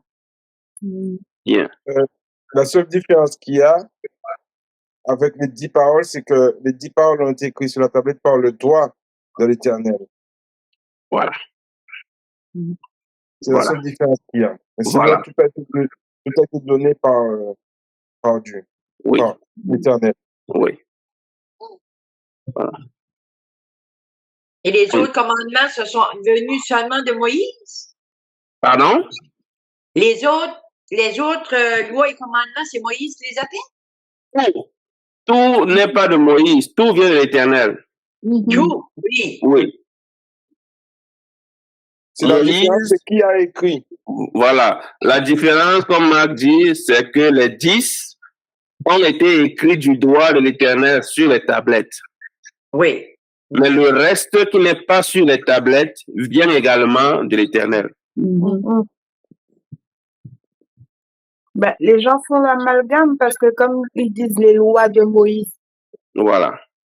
C'est pour ça. Voilà. Oui, c'est ça. Ce ne sont pas les lois de Moïse. Oui. Bien. Par contre, ils disent que au verset 9, Moïse monta avec Aaron, Nadab et Abihu, ainsi que 70 anciens d'Israël. Ils virent le Dieu d'Israël. Sous ses pieds, c'était comme une œuvre en saphir transparent, comme le ciel lui-même dans sa pureté. Mm. Et qu'est-ce que tu veux dire? Oui, parce que des fois, on dit que, bon, ils n'ont pas vu la face de Dieu, du coup. Oui. Parce que, mais ils l'ont quand même vu. Ils ont vu la gloire. Mhm. Ils ont vu la gloire de Yah. Ils sont allés sur la montagne et ils ont soupé en présence d'Ahaya. Oui, c'est ça. Il était Oui. là. Oui, il était là. Parce que là, c'est bien qu'ils virent le Oui. Dieu d'Israël. Oui. Et je dis ça parce que, on dit que personne n'a jamais vu Dieu. Bon, je veux dire, Physiquement. voilà, physiquement. Mais Oui. c'était pas la gloire qui était là. C'était Bon, on lui-même. peut l'appeler gloire, on peut l'appeler comme on veut, mais toujours est-il qu'il y avait une présence Mhm.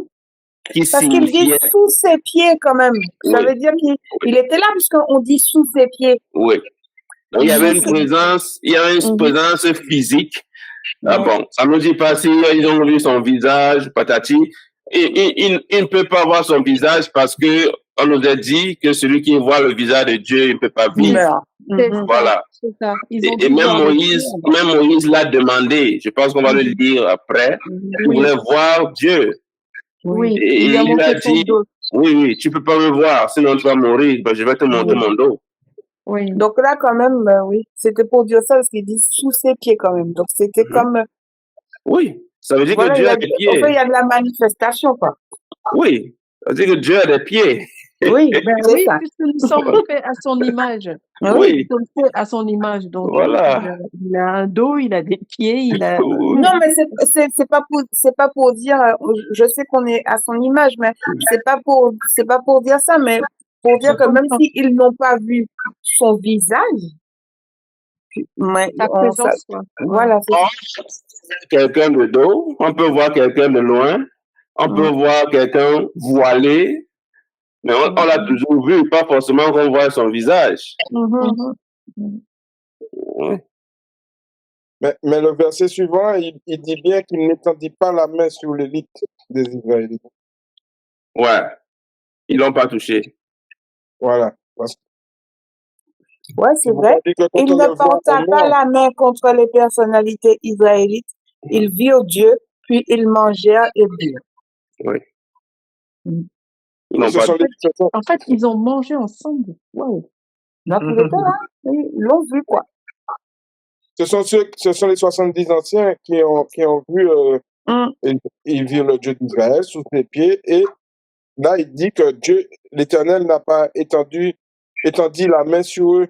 Parce que quand tu vois, tu es censé voir l'Éternel, tu es censé mourir.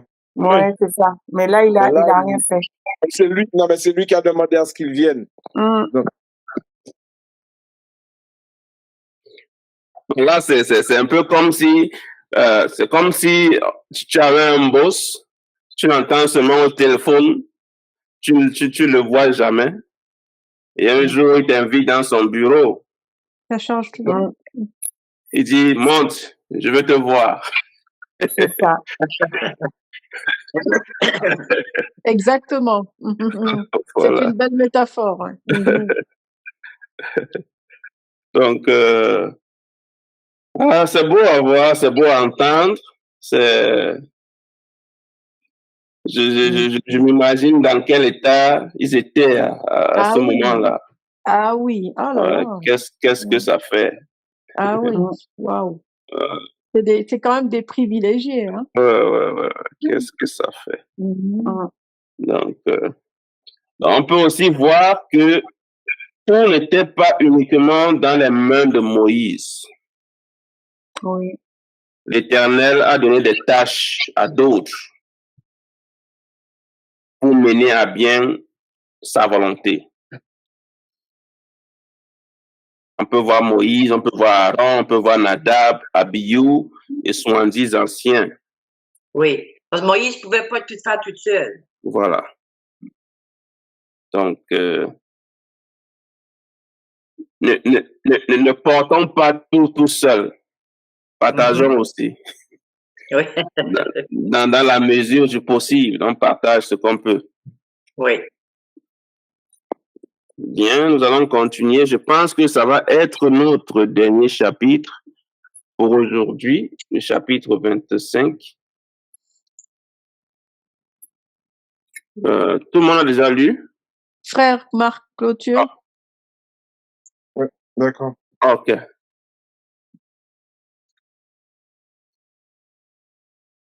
Chapitre 27 du livre d'Exode. Le Seigneur dit à Moïse, parle aux Israélites, qu'ils prennent un prélèvement pour moi. Vous prendrez mon prélèvement de tous les hommes au cœur généreux.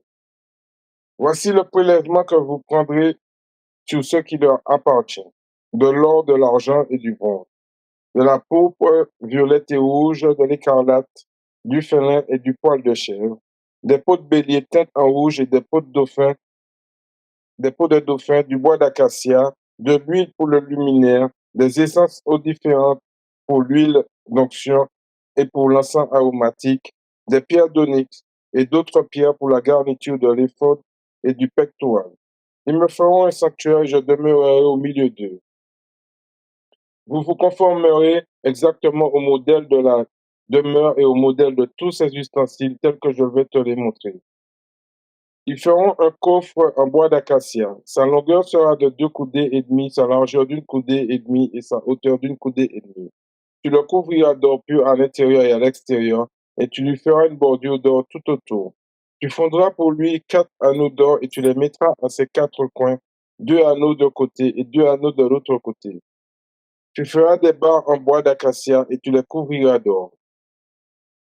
Tu introduiras les barres dans les anneaux sur les côtés du coffre pour porter le coffre.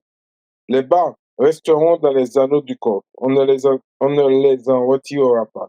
Tu mettras dans le coffre le témoignage que je te donnerai. Tu feras un expiatoire d'or pur. Sa longueur sera de 2 coudées et demie et sa largeur d'une coudée et demie. Tu feras 2 chérubins d'or aux 2 extrémités de l'expiatoire. Tu les feras d'or martelé. Fais un kéroub à une extrémité et un kéroub à l'autre extrémité. Vous ferez les chérubins d'une seule pièce avec l'expiatoire à ses 2 extrémités. Les chérubins étendront les ailes vers le haut, couvrant de leurs ailes l'expiatoire et se faisant face l'un à l'autre. Les chérubins auront la face tournée vers l'expiatoire. Tu mettras l'expiatoire par-dessus le coffre et tu mettras dans le coffre le témoignage que je te donnerai. C'est là que je rencontrerai. Je parlerai avec toi d'au-dessus de l'expiatoire, d'entre les 2 chérubins placés sur le coffre du témoignage, afin de te donner tous mes ordres pour les Israélites. Tu feras une table en bois d'acacia. Sa longueur sera de 2 coudées, sa largeur d'une coudée et sa hauteur d'une coudée et demie. Tu la couvriras d'or pur et tu lui feras une bordure d'or tout autour. Tu lui feras tout autour un cadre de palme. Tu feras une bordure d'or au cadre tout autour. Tu lui feras 4 anneaux d'or. Tu mettras les anneaux aux 4 coins correspondant aux 4 pieds.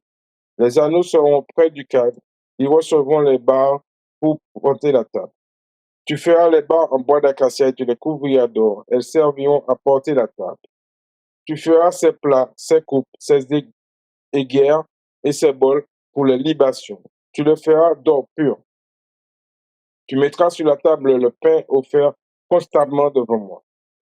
Tu feras un porte-lampe d'or pur. Ce porte-lampe sera fait d'or martelé. Son pied et sa tige, ses calices, ses boutons et ses fleurs seront d'une seule pièce.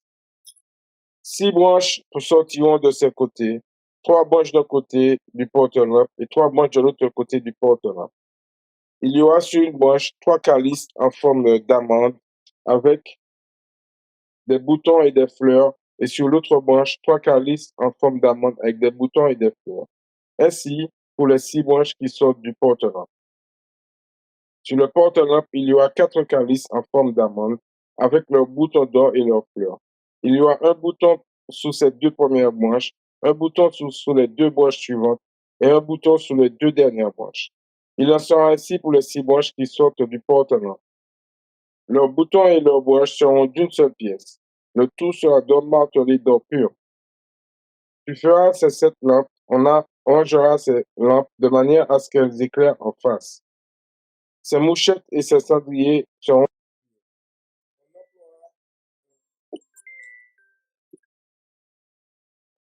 excusez, on emploie un talent d'or pur pour faire le porte-lampe avec tous ces ustensiles.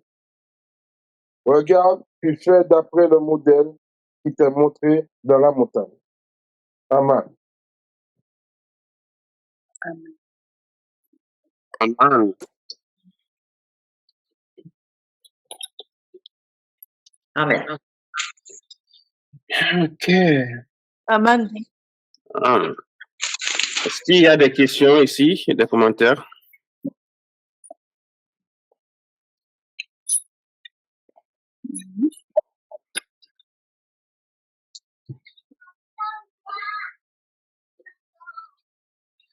Là, on va voir que l'Éternel est en train de planifier la construction de l'arche et du temple. Hein? Non, pas du temple. Oui, de l'arche, oui, de l'arche, de l'intérieur de l'arche, de tout, à quoi ça doit ressembler, quel matériau utiliser, quoi mettre, où le mettre, ainsi de suite. Il aime bien la couleur pourpre. Ouais.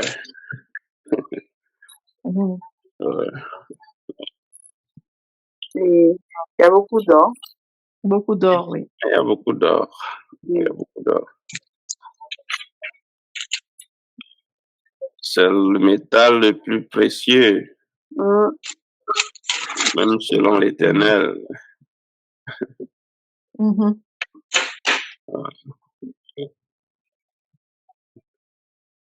Bien. Je pense pas qu'il y a grand chose à dire ici. Il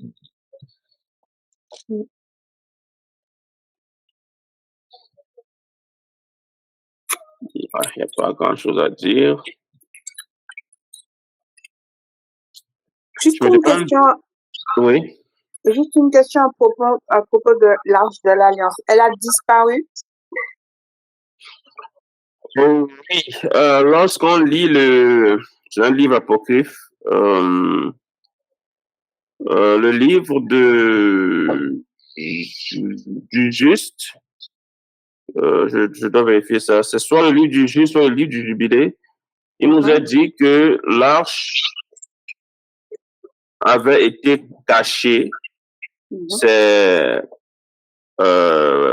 qui avait caché ça? Quand ils ont brûlé le temple. Oui, ça avait été caché. Ouais. Oui, ça avait été caché et c'est l'Éternel qui avait indiqué la cachette et personne ne connaît cette cachette-là. Jusqu'à aujourd'hui. Oui, jusqu'à aujourd'hui. Il y a d'autres instances qui disent que cela avait été caché dans l'enceinte du jardin d'Éden. Oui. Donc, il y a une entrée qui mène au jardin d'Éden. C'est là où l'arche a été cachée. Bon, il y a beaucoup de rumeurs en Éthiopie. Parce que du coup, on sait que le jardin d'Éden est gardé par des chérubins. C'est ce que le livre de la Genèse nous dit. Oui. Donc, ça doit être un endroit dans un univers parallèle, entre parenthèses, sur Terre. Donc, c'est une entrée spirituelle, parce que si elle était physique, on pouvait la voir. Donc, il y a des rumeurs en Éthiopie ou au Kenya, selon quoi ils ont trouvé l'arche et tout. J'ai pas encore eu le temps de vraiment m'intéresser à ça. Donc, c'est ça. Il y a aussi une religion là. C'est basé en Corée. J'ai oublié le nom. Ah oui, c'est pas l'église du Dieu Tout-Puissant? Bon, ça doit être un nom similaire.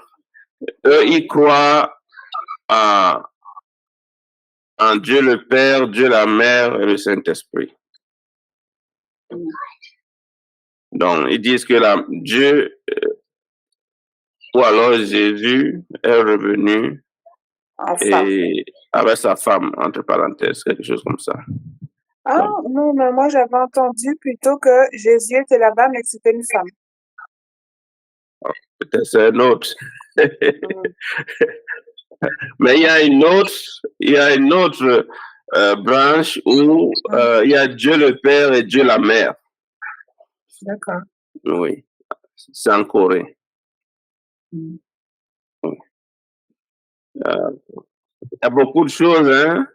Si on prend le temps de parler de toutes, on pourra se perdre quelque part.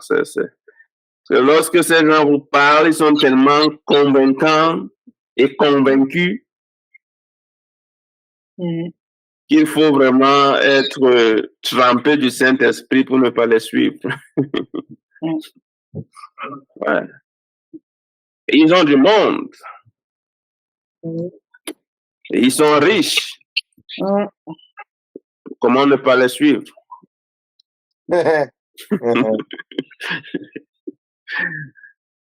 Bien. Je pense que nous atteignons la conclusion de notre lecture pour cette semaine. Ravi de vous avoir vu.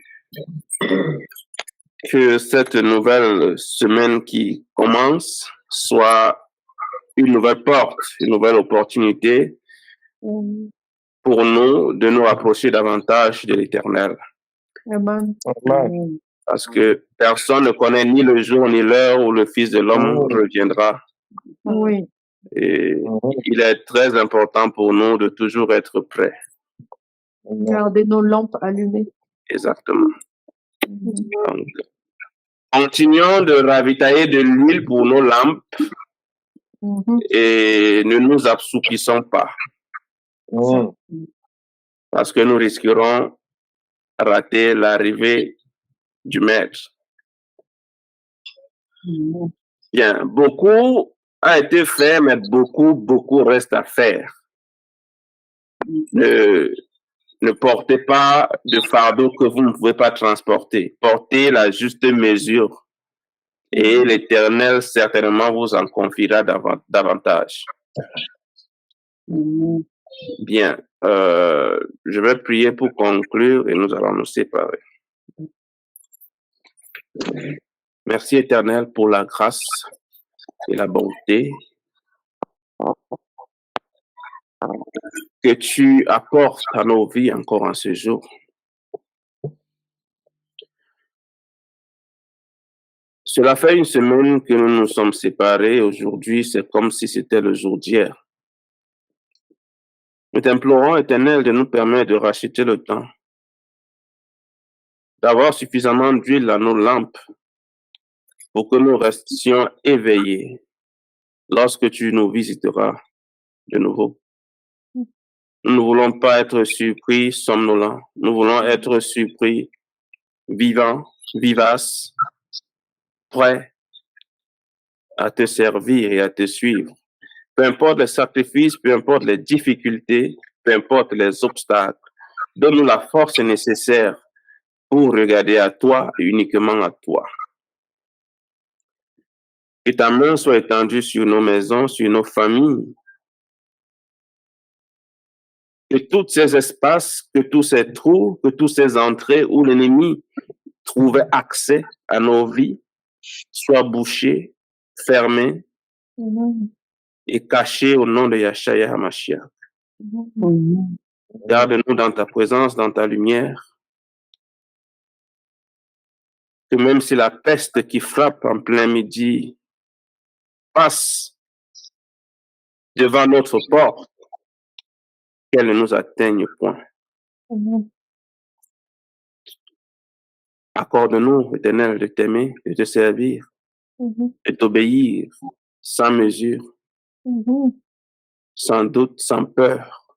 Et que nous soyons jugés dignes à la fin d'être des serviteurs valables, des serviteurs fidèles.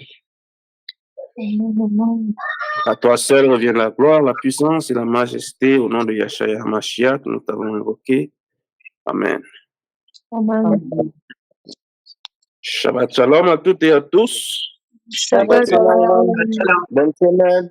Bonne Bonne semaine. semaine. Bonne semaine.